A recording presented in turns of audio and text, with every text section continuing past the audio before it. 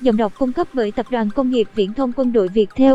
Đâu chỉ có các địa điểm trong nước, nhìn những địa điểm nước ngoài cực đẹp qua nước ảnh của travel blogger mới thấy. Phải đi để biết thế giới rộng lớn và đẹp đến mức nào.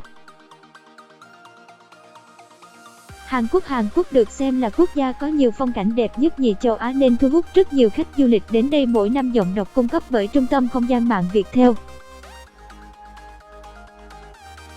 Không chỉ bởi nền văn hóa mà còn là cả một nền âm nhạc đỉnh cao khiến chúng ta mê mẩn. Dịch vụ tổng hợp tiếng nói cung cấp bởi Trung tâm Không gian mạng Viettel. Giọng đọc cung cấp bởi Trung tâm Không gian mạng Viettel. Đến Hàn Quốc chắc chắn sẽ ghé qua Myeongdong, khu phố quá nổi tiếng ở trung tâm Seoul, tập trung những điểm ăn chơi mua sắm sầm uất nhất với đủ nhãn hàng mỹ phẩm, thời trang và cả phố ẩm thực đa dạng. Cảm ơn bạn đã tin tưởng sử dụng dịch vụ tổng hợp tiếng nói của Trung tâm Không gian mạng Viettel. Bạn có đi đâu thì đi nhưng chắc sẽ phải đảo qua đảo lại Myeongdong vài lần trong hành trình của mình. Hay thêm một địa điểm không thể bỏ qua chính là tháp Nam San, Seoul Tower, ngay gần với Myeongdong có thể đi bộ ra được. Dịch vụ tổng hợp tiếng nói được cung cấp bởi Trung tâm Không gian mạng Viettel. Bản quyền thuộc về Trung tâm Không gian mạng Viettel. Đây là tòa tháp nằm trên núi Nam San cũng được coi là một trong những biểu tượng của Seoul. Dịch vụ tổng hợp tiếng nói cung cấp bởi Trung tâm Không gian mạng Viettel. Từ đây bạn có thể tham gia các hoạt động dưới chân tháp vì ở đây là một tổ hợp vui chơi, có cả cầu khóa như cầu khóa ở Paris, hoặc mua vé lên đỉnh tháp ngắm toàn bộ Seoul. Bản quyền thuộc về Trung tâm Không gian mạng Viettel. Bên cạnh tháp Nam San còn có Nam San Park và làng cổ Nam San Ohana Villa, bạn có thể kết hợp đi luôn. Bạn đang nghe tiếng nói nhân tạo từ Trung tâm Không gian mạng Viettel. Qua thức ảnh của travel blogger Phong Thanh, Hàn Quốc đẹp đến mê mẩn đúng không nào? Bali, Indonesia. Bali, hòn đảo nhiệt đới xinh đẹp của Indonesia trở thành một trong những điểm du lịch nổi tiếng nhất châu Á. Bali thu hút du khách bởi cảnh biển xinh đẹp, vùng đất giàu văn hóa với nhiều lễ hội và những ngôi đền đẹp nằm trên biển. Cảm ơn bạn đã tin tưởng sử dụng dịch vụ tổng hợp tiếng nói của Trung tâm Không gian mạng Viettel. Trong đó, đền Tana Lot nổi tiếng về sự linh thiêng và độc đáo. Tới đây, bạn sẽ được chiêm ngưỡng một ngôi đền bị thủy triều làm cách ly giữa làn nước vào buổi sáng. Tiếng nói từ Trung tâm Không gian mạng, Tập đoàn Công nghiệp Viễn thông Quân đội Viettel. Dịch vụ tổng hợp tiếng nói được phát triển bởi Trung tâm Không gian mạng Viettel. Hành trình sẽ tiếp nối với việc ghé thăm Royal Temple, ngôi đền cổ của Vương triều Me có kiến trúc hoàn hảo, khu lăng mộ Gunungkai Kinh Tom và đền suối nước Tita Empo, nơi được tương truyền có dòng nước khiến con người trẻ mãi không già. Quanh đảo có hàng trăm bờ cát lớn nhỏ, nơi nào cũng phù hợp để thư giãn dưới ánh mặt trời ấm áp. Giọng đọc thuộc bản quyền Trung tâm Không gian mạng Viettel. Trên bờ là hàng trăm, hàng nghìn nhà hàng, quầy bar, nơi bạn tận hưởng đồ ăn Trung Hoa, Pháp, Italy, Ấn Độ, với nhiều hương vị đặc trưng. Cảm ơn bạn đã sử dụng dịch vụ của Trung tâm Không gian mạng Viettel.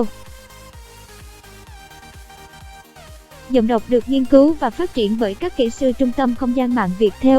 Là quốc gia Hồi giáo song Indonesia có nhịp sống khá tự do. Đảo Bali đón nhận đủ loại du khách nên sự pha trộn văn hóa càng đặc biệt, bởi vậy bất kỳ ai cũng sẽ tìm ra cho mình những điều hấp dẫn. Bản quyền của Trung tâm Không gian mạng Viettel. Không thể không thèm khát đến Bali khi nhìn những tấm ảnh tuyệt đẹp của travel blogger Nguyễn Thu Thảo đúng không nào? Bắc Kinh, Trung Quốc. Muốn tìm hiểu Trung Quốc cứ đến Bắc Kinh, nơi được xem là kinh đô văn hóa và có nhiều địa điểm đẹp nhất đất nước Trung Quốc. Cảm ơn bạn đã tin tưởng sử dụng dịch vụ của Trung tâm Không gian mạng Viettel.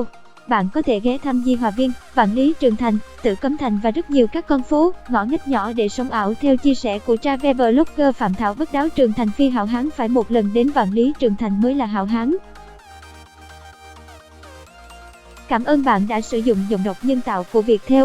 Nhìn những thước ảnh đẹp như tranh vẽ thế này, ai mà chẳng muốn một lần được đặt chân đến đây cơ chứ. Hồng Kông được biết đến là vùng đất giao thoa văn hóa Đông Tây, đồng thời cũng là một trong những thành phố du lịch nổi tiếng hàng đầu châu Á. Bản quyền thuộc về Tập đoàn Công nghiệp Viễn thông Quân đội Viettel. Bản quyền thuộc về Tập đoàn Công nghiệp Viễn thông Quân đội Viettel. Hồng Kông không có nhiều cảnh đẹp thiên nhiên hùng vĩ nhưng lại thu hút khách du lịch bởi những công trình đồ sộ do con người xây dựng nên như Disneyland, Sky 100, nhiều ngôi chùa cổ kính như Đại Nhị Sơn và các khu mua sắm, vui chơi giải trí vô cùng hấp dẫn như Cao Xe Ai Bay, làng Quế Phường. Mặc dù không có nhiều kỳ quan thiên nhiên to lớn, nhưng Hồng Kông có nhiều công trình nhân tạo ấn tượng thu hút nhiều du khách đến tham quan. Đỉnh núi Thái Bình, The Kích, công viên Đại Dương, Abe. Chính sự cô lập đó khiến Myanmar trở thành điểm đến hấp dẫn du lịch nhất tại Đông Nam Á. Dịch vụ tổng hợp tiếng nói được phát triển bởi Trung tâm Không gian mạng Viettel. Tiếng nói từ Trung tâm Không gian mạng, Tập đoàn Công nghiệp Viễn thông Quân đội Viettel. Con người Myanmar rất thân thiện và hiền hòa, với khoảng 80% dân số theo đạo Phật, cùng nhánh Theravada với đạo Phật ở Lào và Thái Lan.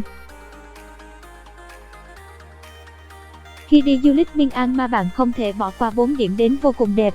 Thành phố cổ Bagan với gần 4.000 ngôi chùa đẹp, Inlelet, hồ Inle, có những làng chài nằm trên mặt hồ và những người dân chài trèo bằng một chân, mọi sinh hoạt đều trên mặt hồ. Golden Rút, một tảng đá đứng trên vênh trong 2.500 mà không đổ. Mandalay kinh đô cuối cùng trước khi Myanmar, Burma, chịu sự cai trị của người Anh.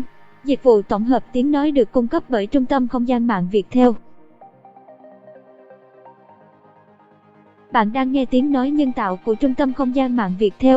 Đài Loan. Đến Đài Loan để lưu giữ thanh xuân của mình. Ở Đài Loan có rất nhiều địa điểm đẹp như làng cổ Yufeng là một ví dụ điển hình. Bạn đang nghe tiếng nói nhân tạo từ Trung tâm Không gian mạng Viettel. Ngôi làng nhỏ trên vách núi nhìn ra bờ biển Đông Đài Loan là địa điểm không thể bỏ qua khi du lịch Đài Loan.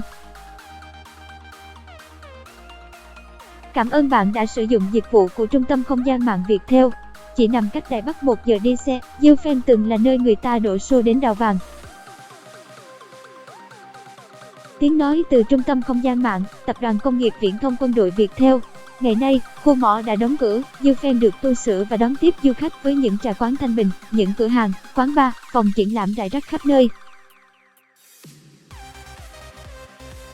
Với những người yêu thích nhiếp ảnh, Hulien là điểm đến lý tưởng ở bờ Đông Đài Loan, giọng đọc cung cấp bởi Tập đoàn Công nghiệp Viễn thông Quân đội Viettel. Khung cảnh núi non hùng vĩ và đại dương xanh bao la là điểm độc đáo mà bạn khó lòng tìm thấy ở nơi nào khác. Bạn đang nghe tiếng nói nhân tạo từ Trung tâm Không gian mạng Viettel. Tại Hulien, điểm thu hút du khách nhất là hẻm núi Tadoko, dài 19 km, nằm gần bờ biển. Cảm ơn bạn đã sử dụng dịch vụ của Trung tâm Không gian mạng Viettel.